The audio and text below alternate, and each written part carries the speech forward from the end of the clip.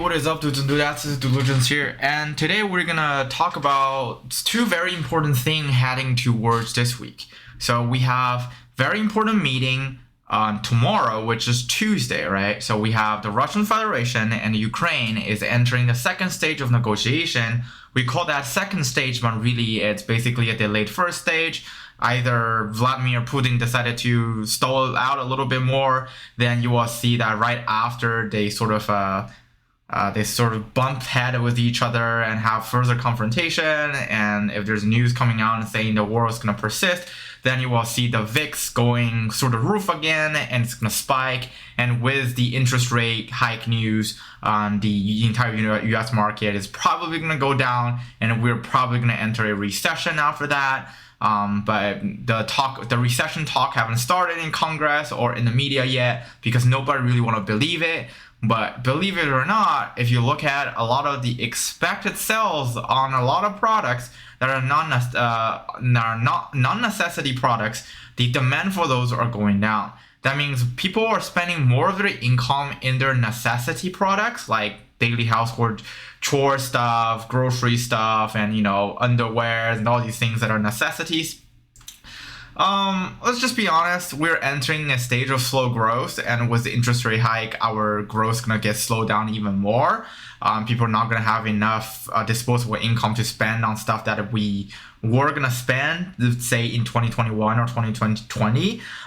Therefore, we're going to slowly enter a sort of like a recession, not so short recession stage.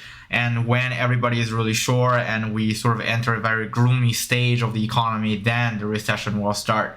But the irony here is there's nothing that the Fed can do because a lot of people are not just cooperating in the entire global labor market or the US market. That just means a lot of people are not participating in the labor market, which sends out fake signals to the US government that, hey, we don't have an unemployment problem, which we do. And when rate hike started, when a lot of people realized that, hey, taper is gonna end, taper basically got completed it's gonna complete around June, or technically when the first rate hike happened, taper already happened. So basically by the end of March, taper already ended, and then by the end of June, the Federal Reserve is going to trim down half of its asset on its balance sheet. That just means it's going to create twice the amount of pressure in the money market in the open market. What does that mean in layman's words is there's going to be less money in the circulation, and people is going to start to feel the tightening of their wallet, tightening of their ass, and tightening of everything. You know what I mean? Yeah, you do know what I mean, right? So yeah, so the economy is not going really well. But let's deviate a little bit from Russia. Let's talk about interest rate hike. As we all know, the next FOMC meeting is going to be March 15th to 16th, which if we do the calculation or if you look at the calendar, that's this Wednesday, okay? And a lot of you are like, why is the market going down? Why is, on the market decide to rebound, but somehow rebound half a point and then go down again? Well, it's very simple because everybody is anticipating a rate hike on this Wednesday, and people are anticipating a rate hike that's more than 25 basis point, which means more than 0.25%. What does that mean? Well, that just means that the Fed's hands are tied, because if they don't raise the rate, that means the oil price is going to go through the roof, because right now, in California, oil price is somewhere around $6 per gallon, which is ridiculous. And when you have a high oil price economy going on, we're probably going to enter a stage of stagflation if they don't do anything. So they have to do something about it. Therefore, we anticipate it's probably going to happen, okay? So Wednesday is probably going to say at least we're going to increase 0.25%. So you will see the general market correct about 2.5%-ish. A little bit more. Actually, we did a very detailed research paper on how much NASDAQ will decrease when a rate hike happens, and I will post another more detailed video on that one. In terms of moving ahead, what are some of the things you can do to protect your portfolio? One of the things I started talking about on Patreon, and obviously nobody really listened to me, because whenever I say something on Patreon, people are like, oh, something are too expensive, or I don't want to get in. Same thing with like oil in March.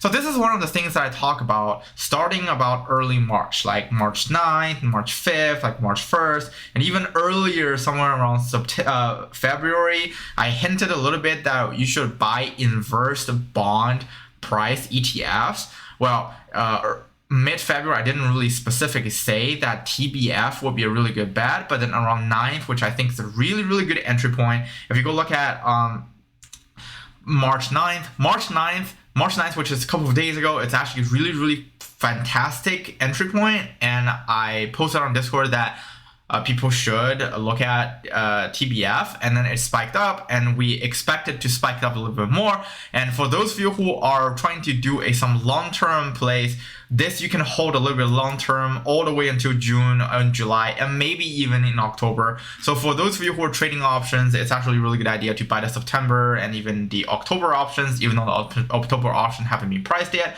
So the September options is actually a really good price to get into for at the money. The logic for this is when the yield curve actually goes when the yield curve is gonna slowly increase its slope, that just means the price of the bond will go down, and therefore inverse bond ETFs will benefit. Another thing that you can do that's a little bit risky is SQQQ. So a lot of people think that SQQQ is going to go over $52, but when SQQQ go up, and corresponding to that, TQQQ will go down, right? But here's a very interesting argument here is, during the stage like this where we experience high volatility, high uncertainty, the ETF holders or the ETF distributors or the underwriters, what they're trying to do is they're trying to balance out both ETF to a fair value. So what does that mean is they're trying to balance out both ETF to sort of like a 45 to 45 or 40 to 40 or like 47 to 47, sort of like a balance. And then it's like a little balance, right? When SQQ goes up too much, then it will see a little short squeeze going on or a little long squeeze going on, depending on which side you're on, and it's gonna balance out to 47 again, and then it's gonna rotate back and forth, unless you see a huge black swan event where the Nasdaq go down by 5% on one day and then just right? And then you will see sort of like a sharp decline on volatility for the upside, and then we'll see a sort of like a huge spike of volatility on the downside, and people are going to place a lot of puts to buy safety. And then what you're going to see is let's just use this as an example. You will see TQQ probably go down another a couple of points back down to 35, and then it's gonna rebound back somewhere from 35, and then no matter it's gonna go up like a upward motion or it's gonna go down again, you will see a breathing room somewhere around 35. And then when you see a breathing room somewhere around 35,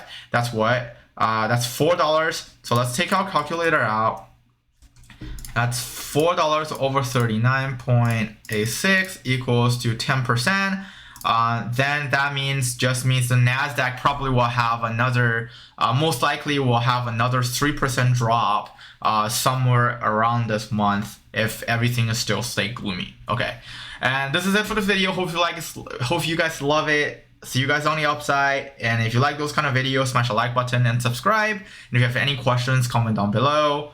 And we love you guys. So join Discord, follow us on Twitter, and have fun. See you guys on the upside.